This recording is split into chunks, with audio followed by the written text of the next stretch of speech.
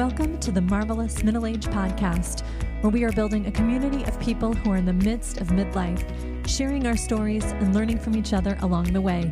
Each week, I'll have a guest join me to discuss a topic that impacts our lives and touches on some aspect of midlife. We'll discuss relationships, transitions, health and well-being, parenting, careers, and more. My goal is to encourage and support you and help you thrive as you navigate this adventure of midlife. Join me here each week for the Marvelous Middle Age Podcast.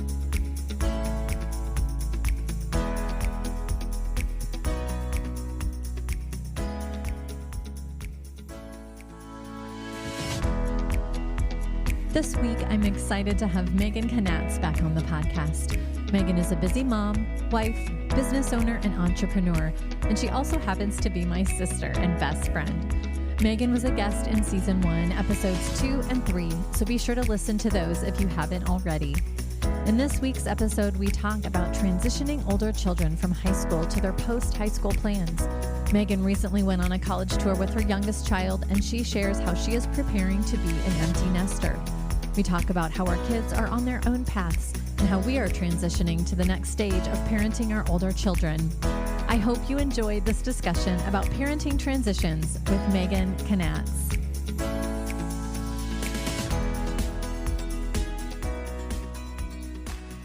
Megan Knatz, welcome back to the Marvelous Middle Age Podcast. Thank you for having me. Well, you're very welcome. Megan is making a second, well, actually technically a third appearance. Because I know you hold the record. I had to break our episode into two parts last season because we talked for so long, that it wasn't going to work to have it just be one episode. So I'm glad you're back. I appreciate you coming on. Yeah, me too. I love, obviously, well, we just talk all the time anyway, so why not record it and send it out to the world? Yeah, we can keep it appropriate. That's the That the is big true. question. We had to, there might be some editing. Yeah, lots of editing happenings. For those of you that don't know, Megan is my sister. Yeah. And I work with her, for her. I guess you're technically my boss me. too. Thank goodness you're part of the team. But we work together and we're sisters, and I think we talk or at least text every single day. Yes. Probably. It's very rare that we wouldn't, or at least something, either work stuff or what are you up to or what's going on or a funny story or something. Yeah. Something about the kids or pets or whatever. All the things. So yes. Anyway, but today we are going to talk about a topic that is near and dear to our hearts. And what made me think of it is that we're recording here and it's graduation season. High school, college graduations are happening, and we both have sons who are about to finish their junior year of high school and start their senior year in the fall. And so you are in the process of looking at colleges with your son. Yes. And you have also had a daughter transition to college, graduated from college, and is now living many miles away in Montana. Yeah. At her first, professional post-college job. And so we're going to talk today to people who, or even if you don't have children or you don't have a child in this stage, you probably know somebody that does, that's going through this, but transitioning our children to new chapters in their lives and what that's like for us as parents. A lot of us in our 40s, 50s are in this stage, and just want to talk about that a little bit. So maybe kind of set the stage, kind of where you're at with your kids, things you're experiencing with both your kids, Jack and Ashton, because they're different stages, but it would just be kind of good to set the framework for that. For sure. So my kids are 23 and 17. So I've been through this once with Ashton when she graduated from high school, and she went to the University of Iowa, my alma mater. Yep. Go Hawks. Go Hawks. And that transition, my kids are very similar and very different. She did not want to room with anyone she knew, so picked a random roommate. Ashton's super organized about knowing all the things she needed to know going in, like what the meal plans are. She was in the honors program, very proud of her for that. She did all her research and really prepared herself, which helped prepare me on the first transition. So I was so excited for her when the time came, all of the steps along the way, college tours, She applied to several different colleges. We kind of always knew Iowa was her path. And when it came time to move her in, again, you know, I'm more emotional about it.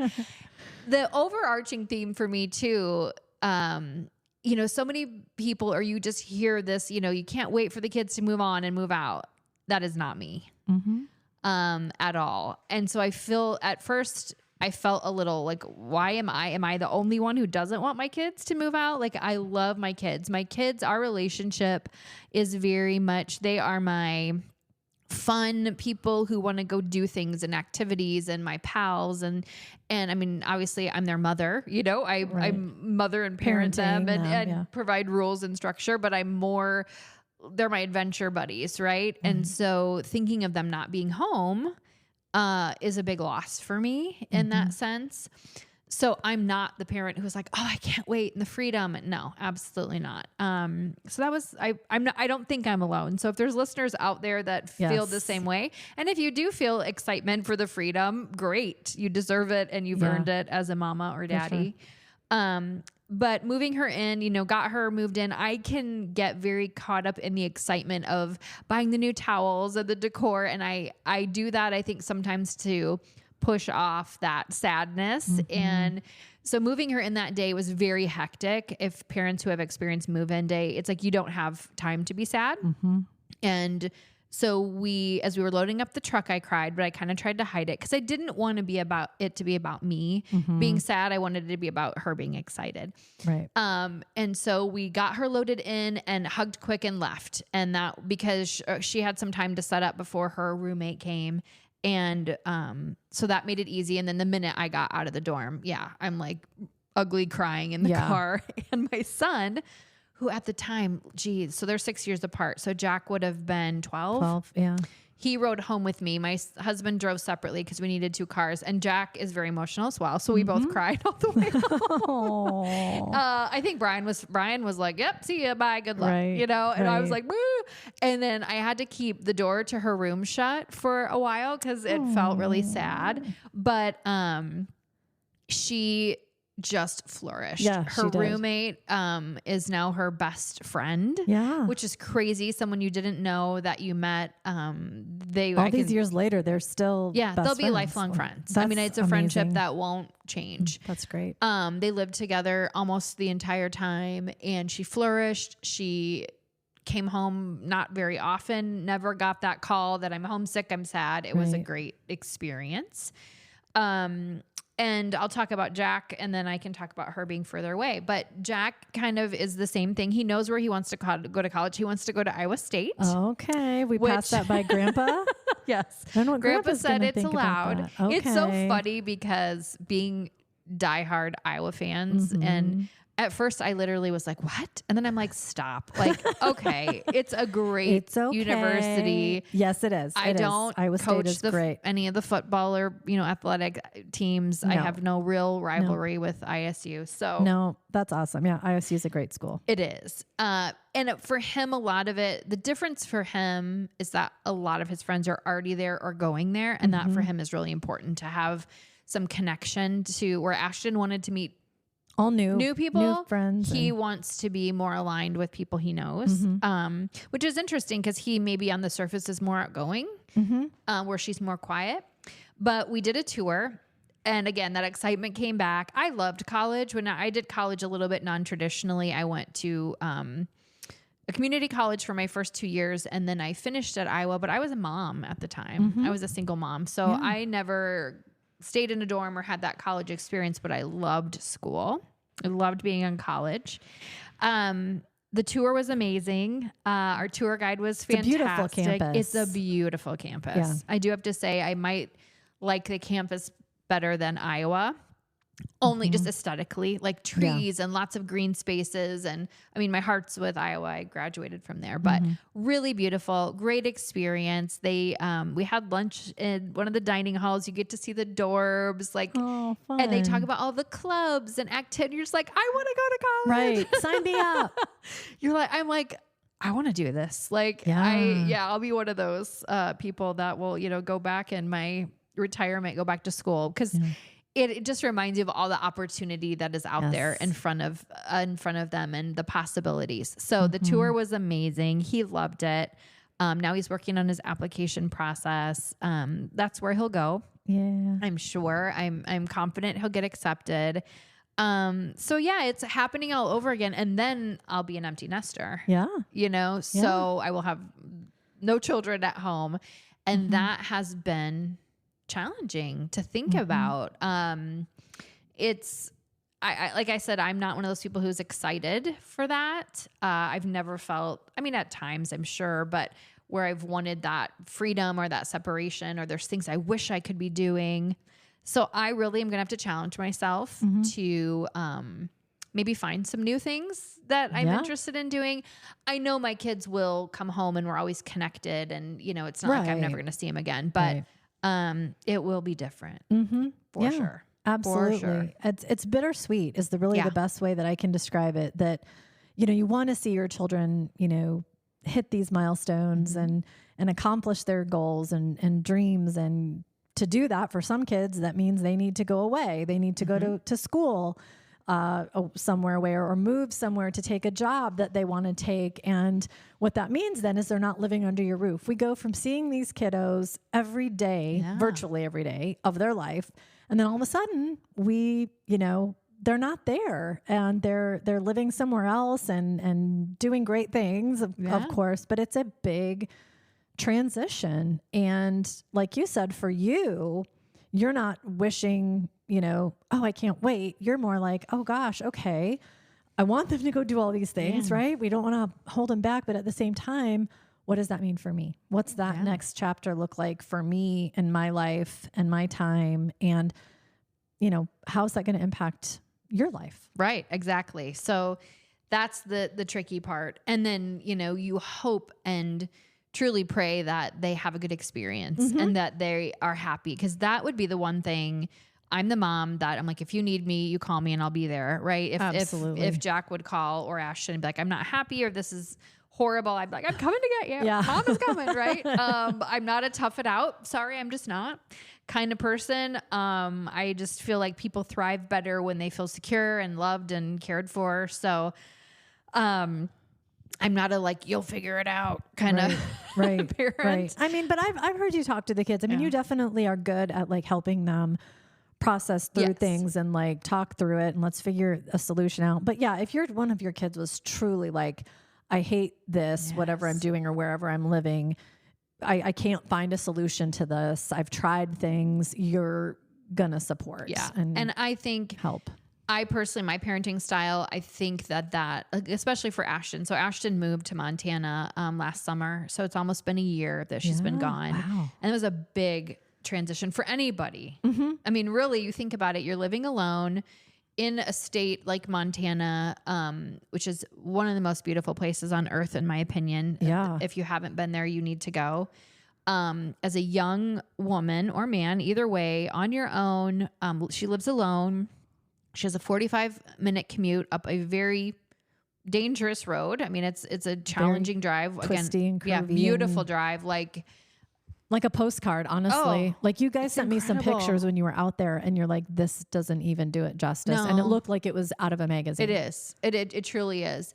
And so there's layers upon layers of anxiety as a mom and worry, right? She's on her own. There's a lot to navigate. She had a big job, a big role that she was taking on. There's also literally like dangerous animals there on the regular. Wasn't it's crazy. Shortly after she started working there, a gentleman was mauled by a bear not too far from her office. He was air flighted, flighted out of the thing with the bear attack. Yeah. Everywhere you go around there, they advertise bear spray, and you're kind of like, really? Is that, I mean, really? Because how many times have most people seen a bear? There, it's a definite must. There was a bear that actually came into her office. Oh, that's right. I forgot about that. On the weekend, they have it on camera, and obviously it did some minor damage. I mean, it's crazy. There's been wolves right outside her office. A moose sent us a video. She sent us the video of the moose. Right outside I'm like, her window. what? So it's like, okay, layering all these concerns. I'm like, let's add wildlife to the mix for something that your mom has to be, anxious about. But she's navigated it really, really well. I've also been out there a lot to see her.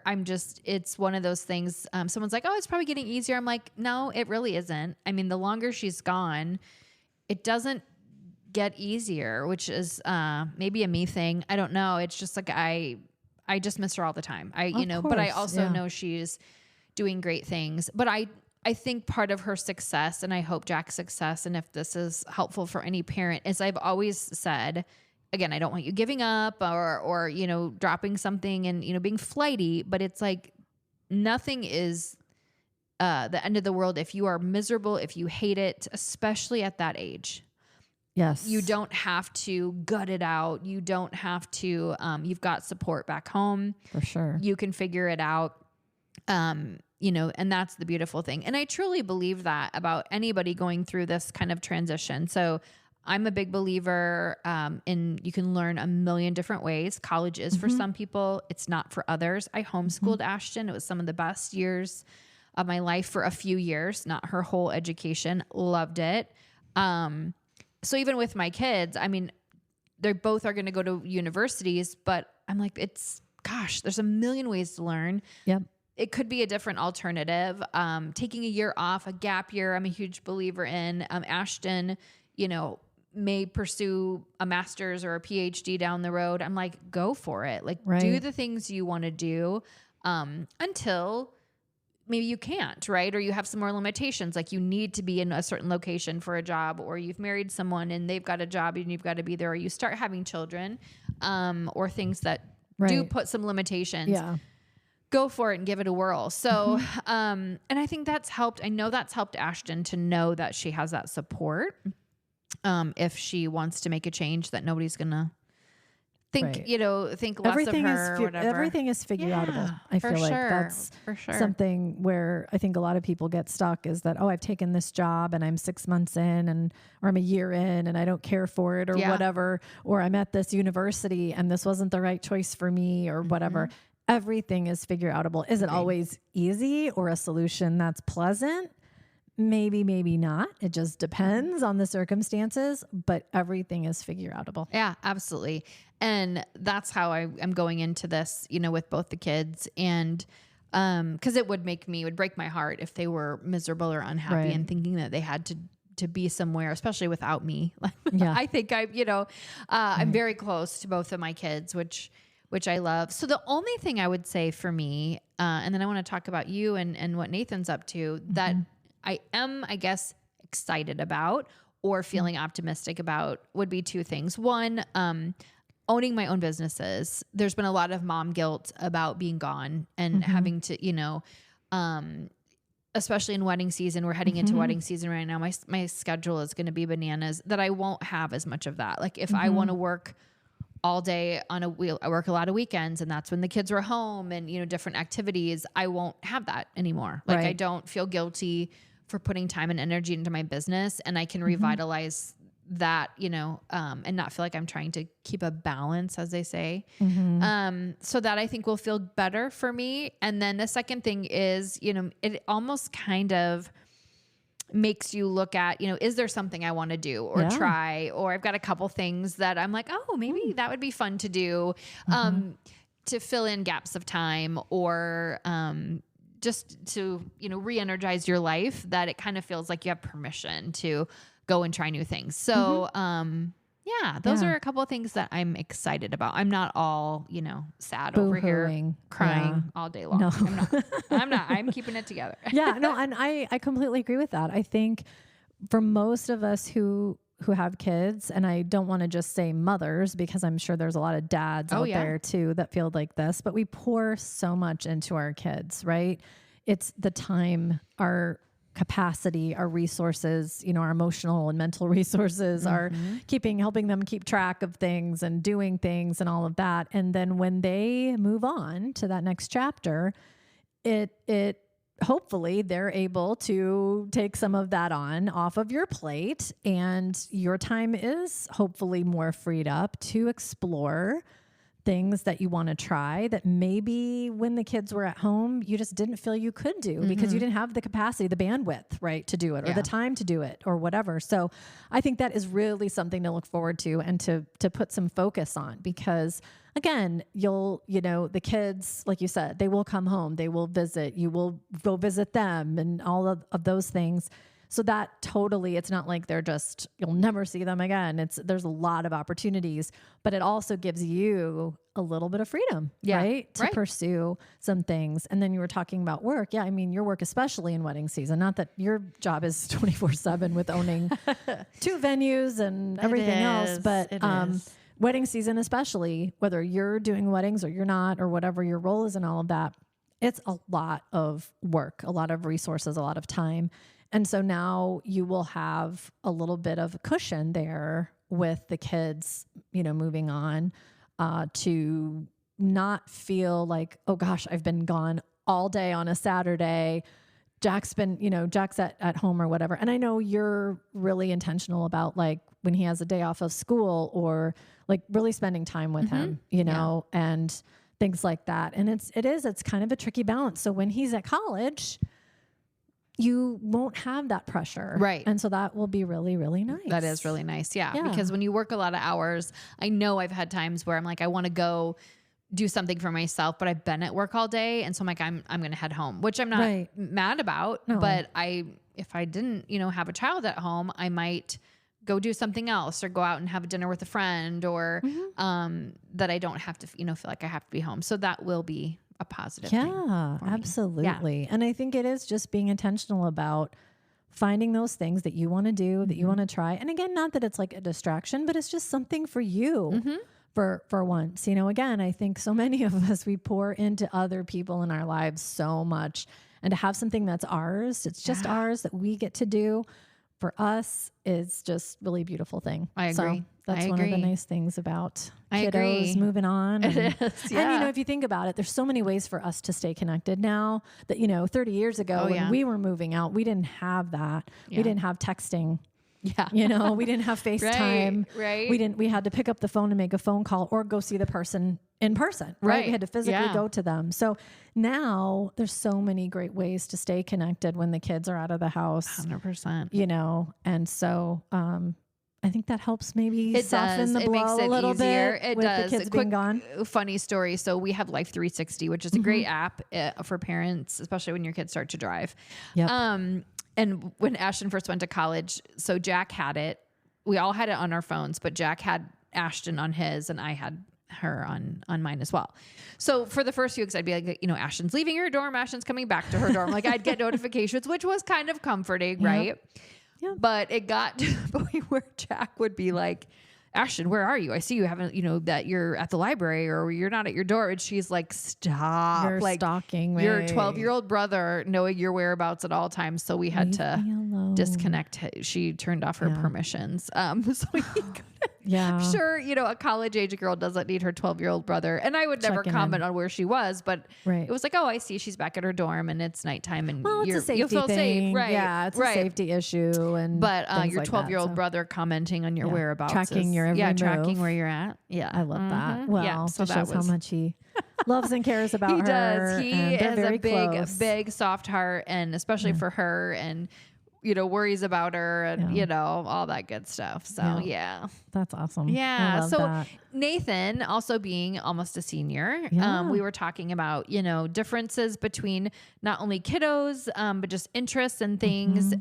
So I'm just curious. So you've shared with me but your thoughts and feelings on kind of where you think Nathan might go and do and what his path is going to be. Yeah. I want to make a point, we're talking, and like you said at the beginning, there's so many different pathways for kids to take. I shouldn't say kids, students, young adults. Gosh, I think of them as kids. I see all three of our kids in their little baby pictures. Yeah. That's how I think of them.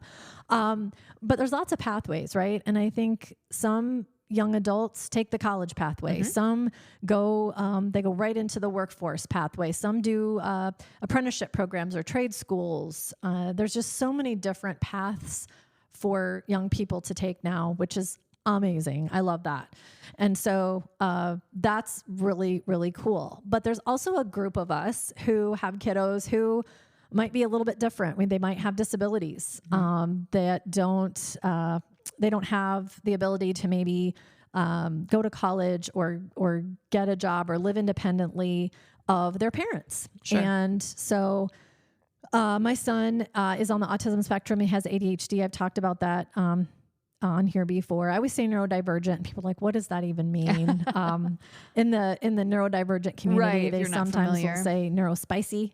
Ooh, I've never heard that one. Okay, I like it. Yeah, neurospicy. He's my neurospicy kid. But yeah, so he will begin his senior year this fall, and we are having him, as of right now, will be doing his last year at home, online academics and whatnot.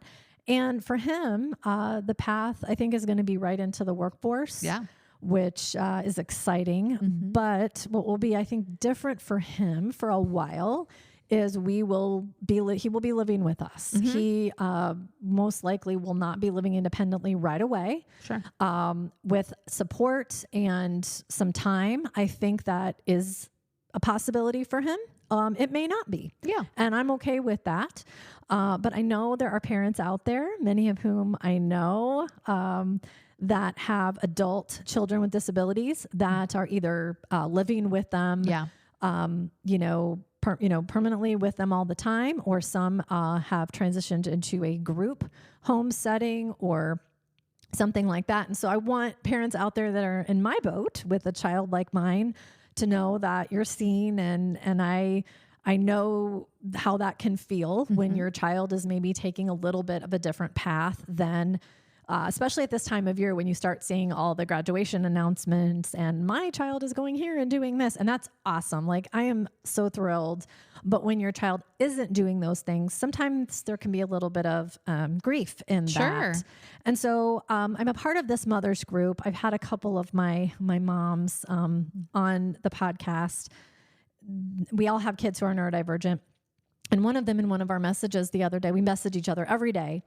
And she said, you know what? I am to the point where I am creating milestones for my child that are unique to his needs and future and interests. And they're not going to be the traditional milestones.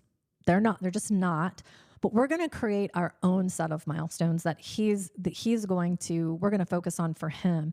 And I thought that really resonated with me. I'm like, I'm using kind of the traditional milestones that most young people transition through. And that's just not necessarily going to be my child's reality. And that's okay. Yeah. And it's, again, not without some challenges and I would say grief, for sure. But to think of it from that perspective, instead of look at everything he's not going to do, look at all that he is going to do. Absolutely. And so I haven't really started thinking and processing through that yet, but I'm going to. And so it makes me feel a lot more hopeful for the future and for him, but also for us, because what some of us, as parents of children with disabilities have to face is we may never be the empty nesters. Sure. Right? Our children will live with us or another family member after we're gone because they can't live by themselves. They're not able to do that. And so it's just a different path. It's a different, as parents, it's a different way of thinking about it. And I think if you have a good support system, whether it's good family, friends in the area where you live, or you'd have people that you can lean on to help you so that you can have time independently from your child, right? I think that's really important. I think, talking to my husband about what Nathan's future looks like, what our future as a family looks like, we're not going to have you're 18 and you're out, kind of mentality. It's going to be, okay, where are we at? What kind of work, do you want to do? How can we support him and get him ready? Because I really do think with support, he could maybe someday live independently. So, it's thinking about it that way and knowing that someday, it might be 5-6 years down the road or whatever. I don't have a crystal ball, but, we may be empty nesters at some point, but I think even if he's living independently, we're going to need to be close in proximity, like physical proximity, just because he's going to need that extra support for a while. And so it's not going to be, well, see ya, you're living alone. We're going to move over here now. I think we're going to have to stay near to him, and not like we're living, next door or across the street or anything. Nathan always says to me, he's like, you better not live across the street from me. And I'm like, no, we're not going to be living across the street from you. But we're not, it's not like we can take off and go jet around the world. We're going to need to be close by and things like that. So again, still a lot to look forward to, a lot of excitement. It's just different. And so, so I think if you're a parent out there in my shoes, especially like I know probably about this time next year, I might be feeling a little bit of sadness or a little grief, but at the same time, I'm also, again, creating those milestones for him that are unique to his situation instead of applying the milestones of everyone else to him. I love that. I love that because I think as long as in life, if you're moving forward, whatever that pace is, it's still growth. I mean, everything is growth. Learning something or failing at something is growth, right? Yeah, for sure. And and being happy. I know Nathan has some really strong passions, and that's actually really exciting to see, that somebody has a passion and might know the kind of the path they want to take based on what they love. And, I think if we all could, even whatever path kids are going, have that mindset of your milestones are your milestones, right? If you go to college and take a break, if you get a job and get fired and have to start over, whatever it is, right? It's, gosh, you look at being middle-aged and you look back at who you were at that age and you're like, man, I thought I had to have it all figured out. And I'm like, I'm sorry. There's very few people who do, and you should not feel any pressure, shame or embarrassment in that. I think that's a beautiful thing. I always tell my kids, life is going to take you on this path and you're going to end up somewhere that you may never have thought that you did. And you have some control and over your destiny. But I love that. I love for everybody, make your own milestones, right? Because I think there can be too much pressure sometimes on kids and adults. Absolutely. Well, I think sometimes we even, I think especially in this social media age, we look at, what someone over here is doing, maybe in your career field or in your area or somebody that and you look at that and go, wow, look at that. I should have done this or I could have done that. And you have these, I don't know if you have regret or just kind of like, oh man, I'm not doing X, Y, and Z. And that is a lot of pressure to put on anybody, especially a young person at the age of 18, 19, 20 years old. I mean, there's just no reason for that at all. But we do it to ourselves too, even at this age, all those years later, I think it's still easy to fall into that.